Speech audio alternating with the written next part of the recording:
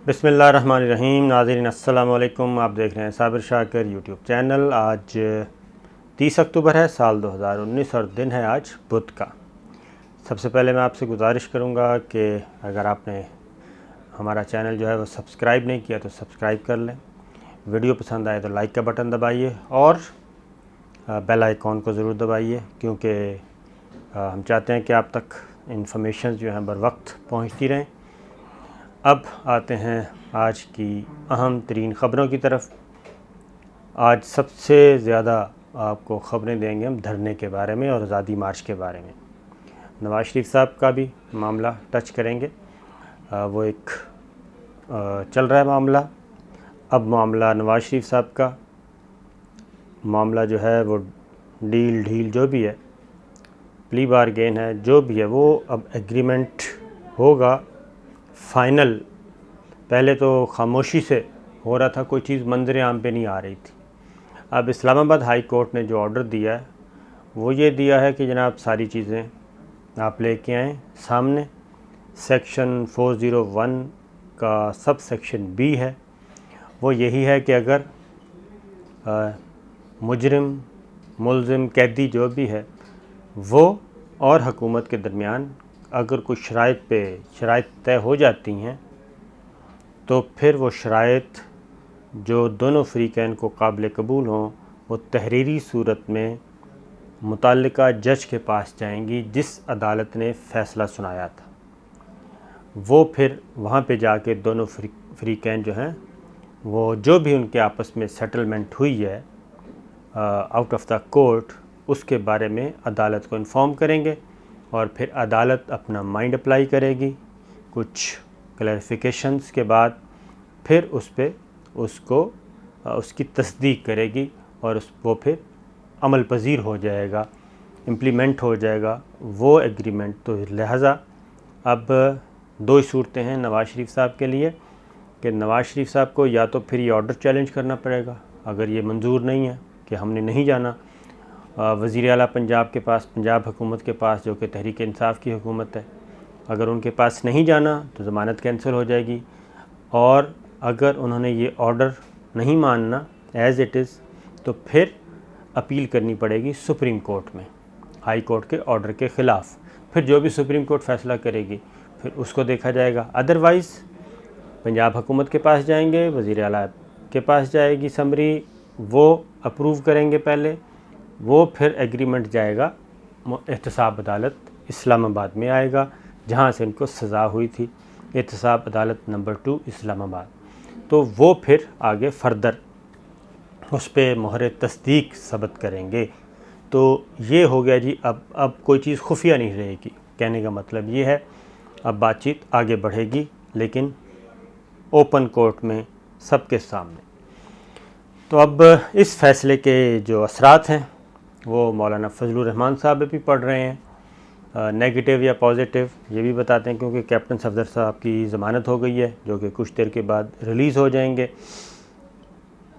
मरियम बीबी की दरख्वास्त ज़मानत कल तक मौखर हो गई है। अब कैप्टन सफदर साहब जो हैं वो फैमिली मेम्बर हैं नवाज़ शरीफ साहब के। वो नवाज़ शरीफ साहब से मिलने मिलाने पे उन पर कोई पाबंदी नहीं होगी। वैसे तो अब वो फ्री मैन है, लेकिन अब फिर भी पहले आपको पता है मौलाना फजलुर रहमान साहब और नवाज़ शरीफ साहब के दरमियान जो राब्ते का ज़रिया थे वो कैप्टन सफदर थे। कैप्टन सफदर साहब हर जुमेरात को कोट लखपत जाते थे, मौलाना का पैगाम पहुंचाते थे, फिर मौलाना नवाज़ शरीफ का पैगाम मौलाना को और कारकुनों तक पहुंचा देते थे कि नवाज़ शरीफ साहब ये चाह रहे हैं। और आखिरी पैगाम यही था नवाज़ शरीफ साहब का कि जनाब मौलाना के धरने को, आज़ादी मार्च को फुल सपोर्ट करें। तो अब जब से उनको ज़मानत मिली है तब से नवाज़ शरीफ साहब का कोई साउंड बाइट ऐसा नहीं आया, ना ही कोई ट्विटर पे, ना ही कोई प्रेस रिलीज़, ना ही कोई अदरवाइज़। वो काफ़ी मोहतात हैं। उसकी रीज़न हम बता देते हैं। सादा सी बात है कि अगर तो नवाज़ शरीफ साहब खामोश रहते हैं, इस दौरान मौलाना फजलुर रहमान साहब आते हैं अपना धरना आज़ादी मार्च जैसे कि आज, अगर तो नवाज़ शरीफ साहब खामोश रहते हैं और मरियम बीबी खामोश रहती हैं और मौलाना के हक़ में कोई बात नहीं करते, अपने कारकुनों को कोई पैगाम नहीं देते, तो मतलब समझ जाइएगा कि जनाब मामलात खामोशी से पसे पर्दा तय हो रहे हैं और ये आगे बढ़ रहे हैं और मियाँ साहब उस डील का, उस प्ली बारगेन का, उस एग्रीमेंट का, उस पॉलिटिकल सेटलमेंट का हिस्सा हैं और ये जो कुछ हो रहा है उनकी मर्ज़ी से हो रहा है। एक तो बात ये आप समझ लेना। और अगर नवाज़ शरीफ साहब सबको एक साइड पे रखते हैं और ऐलान कर देते हैं मौलाना के हक़ में, ताज़ा तरीन बयान जारी करते हैं, ताज़ा तरीन कोई अपना आवाज़ में मोबाइल के ज़रिए किसी भी ज़रिए से अपना पैगाम भेजते हैं अपने कारकुनों के लिए, मौलाना के हक़ में, धरने के हक़ में, आज़ादी मार्च के हक़ में, तो फिर आप समझ लेना कि वो जो शहबाज शरीफ साहब और ख्वाजा आसिफ साहब ने लोगों ने जो एक मामला शुरू किया है, मामला तय पा जाएँ, उसका वो हिस्सा नहीं है। तो इसका इंतज़ार कीजिए। उसकी पहली जो अलामत थी वो आज हमने देखी। मौलाना रात से लाहौर में और मौलाना फजलुर रहमान साहब ने आज नवाज़ शरीफ साहब से मुलाकात करने की कोशिश की, लेकिन उनसे मुलाकात नहीं हो सकी।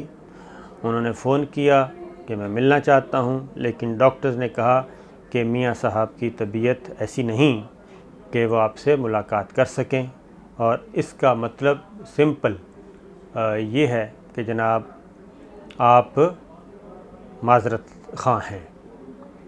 और ये तो है बज़ाहिर ख़बर कि नवाज़ शरीफ साहब मौलाना से नहीं मिले और मिल सकते थे क्योंकि उन्होंने आज दांतों का ट्रीटमेंट भी करवाया है। दूसरी जानिब ये बात कही जा रही है जो कि मुझे ज़्यादा मुनासिब लगती है।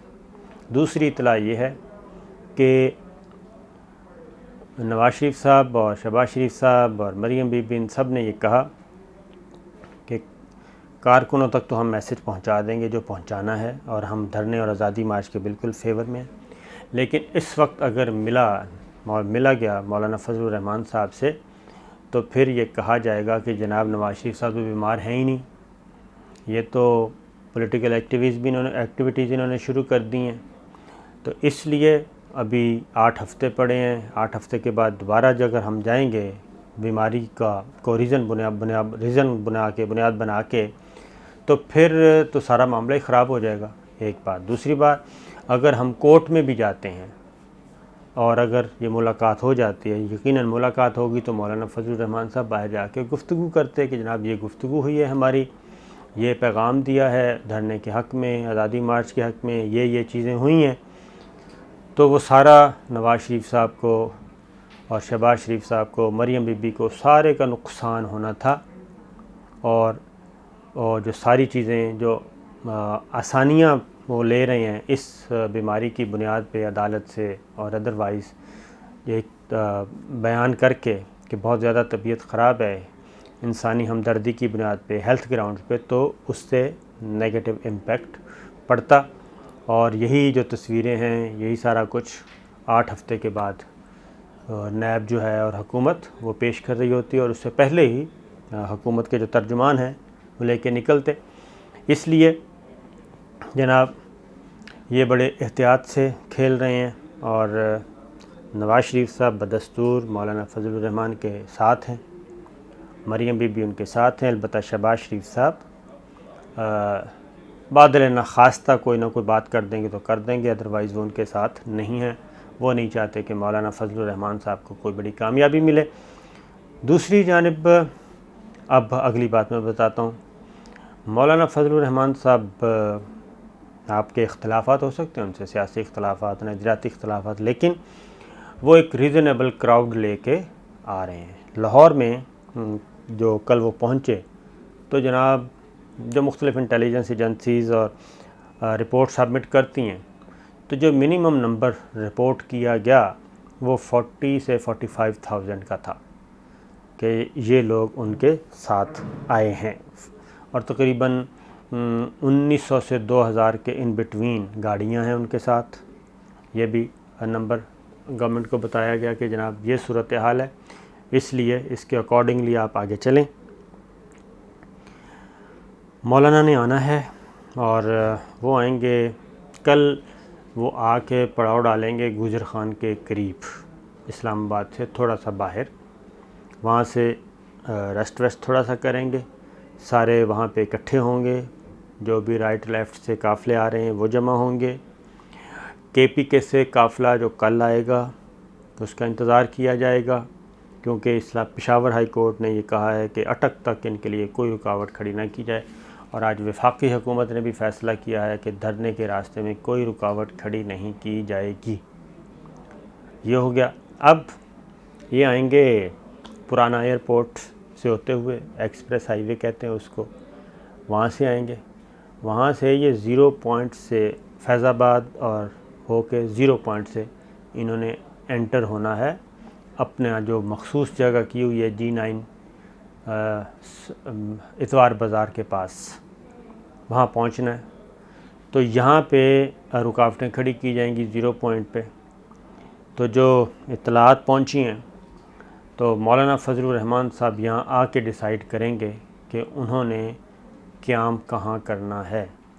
इस बात का बहुत ज़्यादा इम्कान है कि वो 0 पॉइंट से थोड़े से फासले पे अपना जो है स्टेज वगैरह तैयार करें और उसकी जो टेल है वो G9 की तरफ जाए, जो कि 0 पॉइंट से जो G9 का है तकरीबन कोई 3 किलोमीटर बनता है, अगर मैं गलत नहीं हूँ तो 3 किलोमीटर का फ़ासला बनता है। तो वो फिर ये इस ट्रैक को अपने कब्ज़े में करेंगे और वहाँ बैठेंगे। उनका आने का प्रोग्राम थोड़ा सा लंबा है, यानी कि स्टे करने का प्रोग्राम है। यहाँ आके अपनी स्ट्रेंथ देखेंगे, उसके बाद फिर KPK से जो लोग आएंगे वो इनसे आके मिल लेंगे। फिर जो लोकल मुस्लिम लीग नवाज़ हैं वो आ जाएंगे और वो उनके साथ बैठ जाएंगे। तो उसके बाद फिर मौलाना फजलुर रहमान साहब अपना हतमी ऐलान करेंगे कि वो क्या चाहते हैं और किस का इस्तीफ़ा चाहते हैं। वो बतदरीज आहिस्ता बढ़ेंगे। इमरान ख़ान का इस्तीफ़ा तो है ही, लेकिन मज़ीद किस का इस्तीफ़ा चाहते हैं, मज़ीद किस के बारे में उनकी क्या राय है वो बताएंगे। एक बड़ा इंटरेस्टिंग भी होगा और ख़तरनाक खेल भी होगा जो कि कल शुरू होगा। तो नाज़रीन इजाज़त दीजिए, फिर आपको एक नई ख़बर के साथ और नई सूरत हाल आपको बताएंगे। अल्लाह हाफ़िज़।